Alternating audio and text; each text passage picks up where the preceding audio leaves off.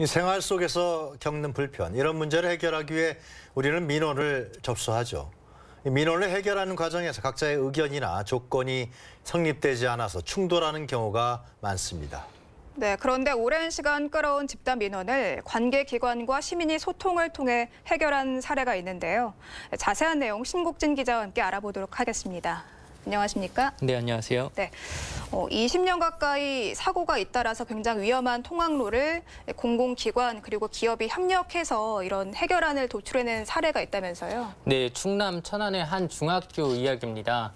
학교 가는 길에 학생들이 안전을 보장받지 못하고 있다는 민원이었는데요. 학부모들이 이 문제를 고발하기 위해 직접 촬영한 영상을 보며 설명하겠습니다. 네. 등굣길 학생들이 분주하게 움직이고 있습니다.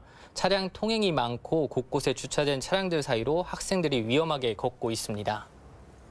네, 차량과 학생, 시민까지 구분 없이 통행이 이루어지고 있네요. 네, 맞습니다.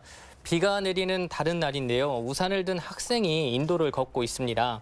학교 울타리와 전신주에 우산이 걸리자 쓰던 우산을 접고 좁은 인도를 통과해야 합니다. 네, 길이 굉장히 좁아서 우산도 들고 다니지 못할 정도로 보이네요.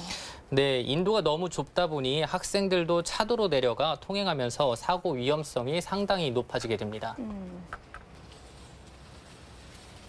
네, 이 학부모들이 촬영한 영상만으로도 지금 봤는데요. 학생들 등굣길이 굉장히 위험해 보이는데 신 기자가 직접 현장에 가서 직접 봤죠. 네, 실제 상황이 어떤지 현장을 직접 찾아가 봤습니다. 등굣길 인도 구간이 약 213m였는데요. 인도 폭이 1m 정도로 상당히 좁았습니다. 여기에 전신주와 통신주 11개가 있었는데 그 구간의 폭은 50cm로 좁아집니다. 여기로 다니는 친구들도 꽤 있는데 보통은 다 여기로. 차도로. 네, 여기 너무 좁아서 불편해하는 친구들이 훨씬 많아요. 거의 여기로는 잘 안 가고 이쪽 끝에 붙어서 가는데 그래도 여기가 근데 차도잖아요. 위험한 거 알면서도 그러면은 자리가 없어요. 여기. 저희가 앞서 학생들의 인터뷰를 보기도 했는데 인도 자체도 좁은 데다가 이 전신주까지 있으니까 더 좁아서 이걸 뭐 길이라고 할 수 있을까 싶은 생각까지 드네요. 네, 더구나 평소에는 지역 주민들이 버리는 생활 쓰레기도 잔뜩 쌓여 있어서 악취가 많이 발생한다고 합니다.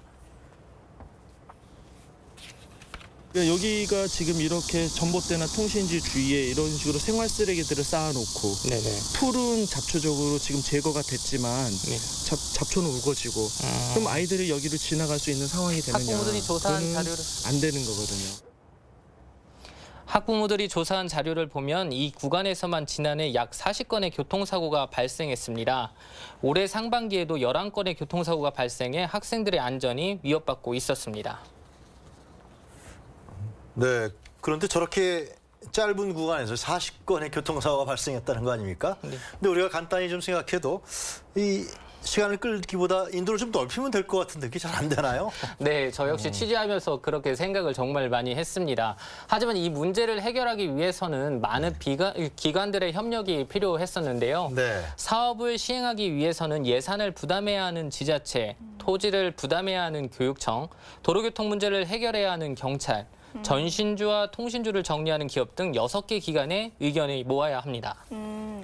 그러니까 6개 기관들의 책임이 얽혀 있다 보니까 이걸 단순하게 해결할 수 있는 문제가 아니다 이렇게 볼 수 있을 것 같은데 정작 학생들 또 학부모들 굉장히 좀 마음고생이 심했을 것 같습니다. 네, 문제 해결을 위해 학부모들이 고민하고 조사한 기간만 2년이었는데요. 네. 이 과정에서 아이들의 안전 문제가 우선 시급하니 학교 앞 도로를 주정차 금지 구간으로 지정해달라고도 해봤고 악취를 유발하는 불법 쓰레기는 단속을 요청했다고 합니다. 네. 하지만 주정차 금지 구간 지정은 인근 주민들의 반대로 무산됐고 불법 쓰레기 문제 역시 쉽게 근절되지 않았습니다.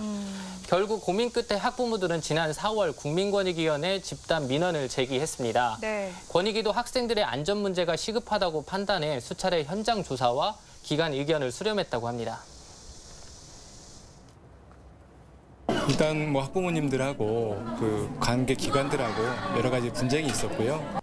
접수가 되고 나서 뭐 유선상으로 이제 자세한 사항을 여쭤봤고 관계기관한테 많은 이제 자료를 요구했었고요.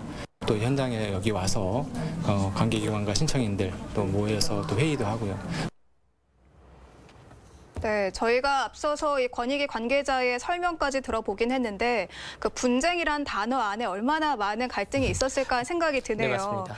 네, 바로 어제였습니다. 이 권익위 주재로 조정 회의가 열렸는데 이 최종 합의안에 다들 동의를 하셨다고요? 네, 그렇습니다. 권익위의 집단 민원이 접수된 지 약 4개월 만에 학교와 학부모, 관계기관 6곳의 동의를 얻은 중재안이 확정됐습니다. 중재안은 인도의 폭을 최대 3m까지 넓힌다는 내용입니다. 여기서 사업을 진행하는 천안시가 인도 설치 비용 50%를 부담하고요. 네. 천안교육청이 학교 부지 사용을 허가하기로 했습니다. 한정과 KT는 장애물이었던 전선과 통신선을 땅속에 설치하는 지중화 작업을 약속했습니다. 경찰은 공사기간 통학로 안전 지도와 통학로가 연결되는 도로 횡단 부분에 인도와 높이가 같은 횡단보도를 설치하기로 했습니다. 네, 학생들의 안전만큼 중요한 게 없다고 생각합니다. 안전한 통학로 확보는 아무리 강조해도 지나치지 않을 것입니다. 시, 교육청, 경찰, 공기업, 그다음에 민간 회사 뭐 다 협력해가지고 그 지역 주민들의 민원을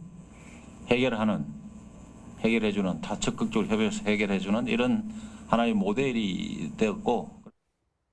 또 기쁘기도 하지만 이 공사를 하는 기간에는 또 아이들 불편함도 있겠고 안전 문제도 있어서 등하교 시간만이라도 좀 순찰하셔가지고 안전 문제에 잘 지도해 주셨으면 감사하겠습니다. 네, 그러니까 집단 민원 접수 후에 4개월 걸려서 이 문제 해결된 거죠. 네, 그렇습니다. 그리고 다행히 국민권익위원회에서 중재에 나서서 해결됐는데 하여튼 지금이라도 해결책을 찾아서 주민들 입장에 봤을 때는 상당히 다행인 것 같아요. 네, 저 역시 정말 그렇게 생각을 하고 있습니다. 하지만 앞서 서로 양보하고 기관 간 이해관계를 잘 조정했다면 조금 더 빨리 학생들의 안전을 확보할 수 있지 않았을까 하는 아쉬움이 있었습니다.